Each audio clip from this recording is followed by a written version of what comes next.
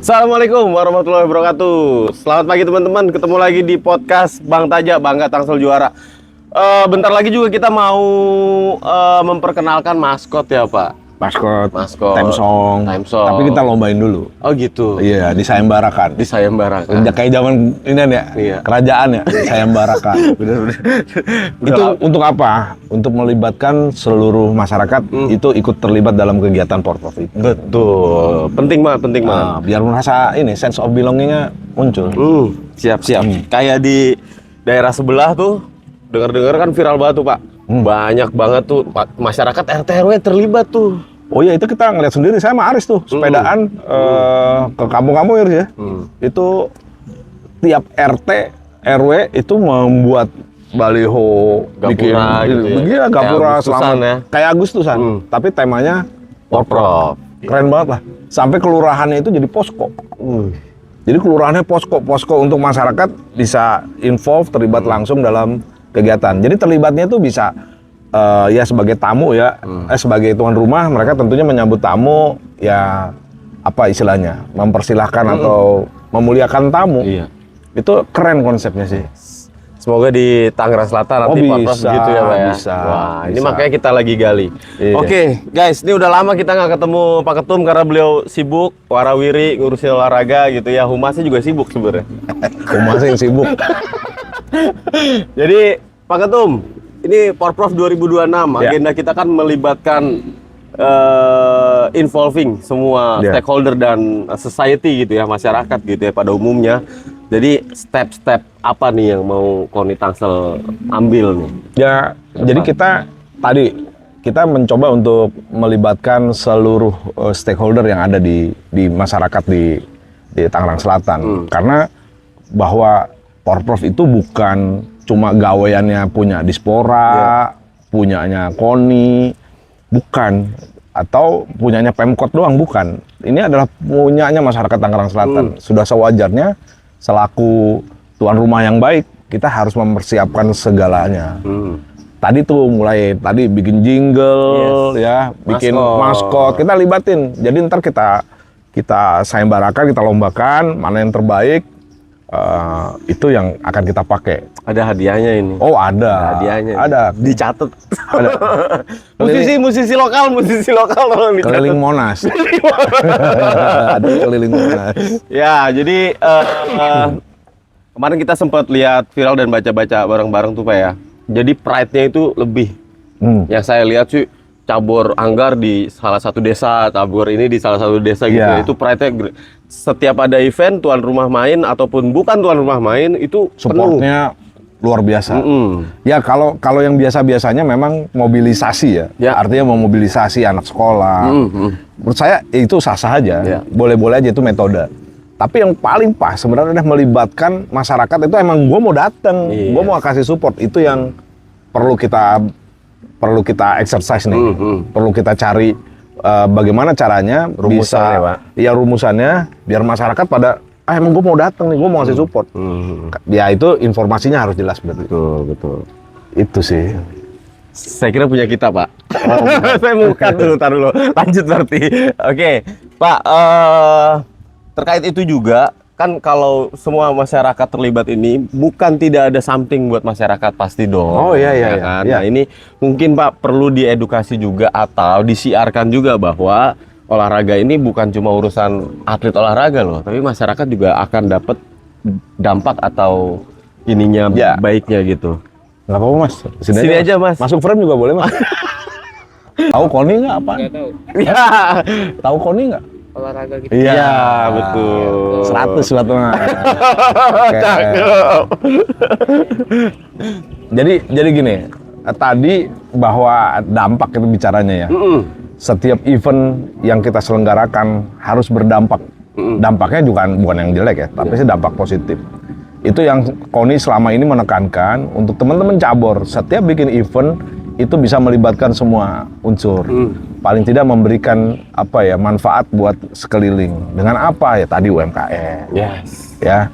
Kemudian kita bisa jual merchandise. Itu boleh-boleh aja. Jadi itulah dampak yang bisa kita berikan secara langsung. Ya kalau tidak langsungnya tentunya belanjanya orang-orang yang datang ke Tangsel itu juga berdampak. Ya, pajaknya dia makan di restoran kayak begini.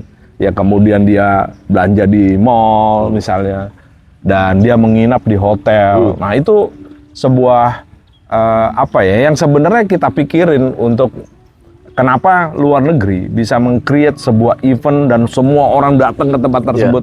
Itu berapa orang belanja itu? Dolarnya itu berapa? Devisa yang masuk buat mereka itu berapa? Sekarang orang Indonesia aja dah rela nih datang nonton kemana, ke Madrid, nonton ke London, nonton ke Barcelona misalnya. Itu kan spending. Berapa duit yang dia keluarin? Nah, kita juga begitu. Orang datang ke Tangsel happy, nginepnya lama, belanjanya banyak, makan jajannya dengan keluarganya happy, seneng. Nah, itu yang harus kita siapkan. Eventnya olahraga. Gitu. Ya, UFC nih ya, wah, spending banget ke Indonesia nih, Pak. Banget. Ya kan lagi agresif banget ke sini karena tahu lah pangsa pasar kita besar ya. Betul. Gitu. Nah, cuman sebenarnya ada opportunity-nya. Tadi pas acara di Unpam kan saya bilang tuh. Contoh ya, kita nyebut merek aja, Vindes ya. Vindes ini secara cerdas bisa membuat sebuah konten yang olahraganya bercanda-bercanda. Iya, bener. Tapi yang nonton jutaan. Mau beli tiket. Itu sebuah, menurut saya itu harusnya menginspirasi, membuat sebuah, oh iya, kita teman-teman kan udah nih di cabur-cabur di KONI kan kita sudah minta, ayo kalau bikin sebuah kegiatan ya ada sportainment, ada unsur hiburannya. Tentu waktu tenis kita bikin panggung, ya kan, bikin UMKM. Bener. Teman-teman drum band sama UMKM sampai cerita ke saya, Pak, baru kali ini saya jualan UMKM di Tangsel, seumur-umur 4 kali bolak-balik. Saking banyaknya ini, artinya demand-nya tinggi sekali. Nah, ini yang pengen nanti di setiap venue yang ada itu memberikan dampak kepada lingkungan tadi yang tadi di kelurahannya rame, di RT RW-nya orang terlibat. Itu. Dan teman-teman pelaku UMKM se-Tangsel nih ya, KONI Tangsel ini terbuka untuk UMKM siapapun ya Pak ya. Kalau kita ada event, lihat di schedule di IG KONI, ada schedule eventnya. Mau misalnya mau pameran, mau jualan apa, silakan hubungin humasnya aja, itu boleh. Kita terbuka banget gitu ya. Oke Pak, kita lanjut. Nah, nih setelah kita bicara market society nih, kita balik kepada perangkat pertandingan. Ini juga viral juga Pak. Ya, sampai yang karena pride-nya tinggi, masyarakat daya dukungnya tinggi gitu ya. Pada saat bermain itu jadi pride-nya tinggi lagi tuh Pak, pressure-nya tuh. Nah, gini, sekarang hakikatnya sport ya, hakikatnya sport adalah sportsmanship tuh adalah fairness. Yes. Kita menang harus, tapi dengan cara yang benar. Jadi tidak menghalalkan segala cara. Ya, nah itu yang sebenarnya ini juga di Banten harus kita edukasi. Tangsel jadi tuan rumah, mutlak juara umum pasti harus. Cuman dengan cara yang fairness. Jangan kita jadi tuan rumah menghalalkan segala cara. Saya nggak bilang tuan rumah sebelumnya ya. Tapi kita melihat kecenderungan manakala tuan rumah itu adalah dengan segala cara bisa menghalalkan sebuah kemenangan. Ini enggak. Kita juga ada dipesan kok sama Pak Wali Kota, Pak Wakil apalagi sebagai Ketua PB-nya Porprov.